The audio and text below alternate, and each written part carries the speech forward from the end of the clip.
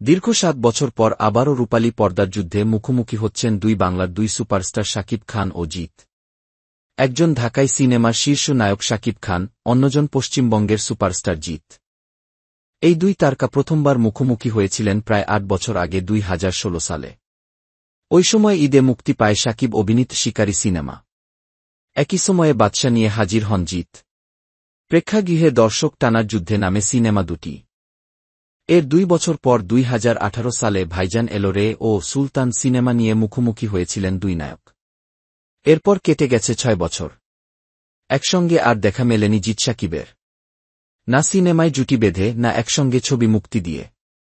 তবে সবকিছু ঠিক থাকলে প্রায় ৭ বছর পর ২০২৫ সালে আবারও লড়াইটা হতে পারে দুই সুপারস্টারের।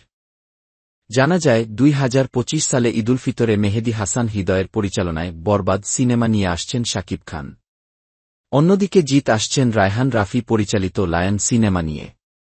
যদিও সিনেমা দুটির শুটিং এখনও শুরু হয়নি। দীর্ঘ ৭ বছর পর আবারও রূপালী পর্দার যুদ্ধে মুখোমুখি হচ্ছেন দুই বাংলার দুই সুপারস্টার শাকিব খান ও জিৎ। একজন ঢাকাই সিনেমার শীর্ষ নায়ক শাকিব খান, অন্যজন পশ্চিমবঙ্গের সুপারস্টার জিৎ। এই দুই তারকা প্রথমবার মুখোমুখি হয়েছিলেন প্রায় ৮ বছর আগে ২০১৬ সালে।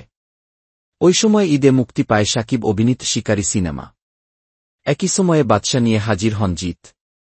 প্রেক্ষাগৃহে দর্শক টানার যুদ্ধে নামে সিনেমা দুটি। এর ২ বছর পর ২০১৮ সালে ভাইজান এলো রে ও সুলতান সিনেমা নিয়ে মুখোমুখি হয়েছিলেন দুই নায়ক। এরপর কেটে গেছে ৬ বছর। একসঙ্গে আর দেখা মেলেনি জিৎ শাকিবের। না সিনেমায় জুটি বেঁধে, না একসঙ্গে ছবি। দেশের পর বিদেশেও প্রেক্ষাগৃহে ঝড় তুলেছে শাকিব খানের বরবাদ সিনেমা।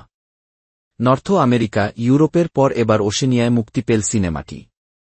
গত শনিবার অস্ট্রেলিয়ার সিডনি শহরে ছিল বরবাদর দুটি শো।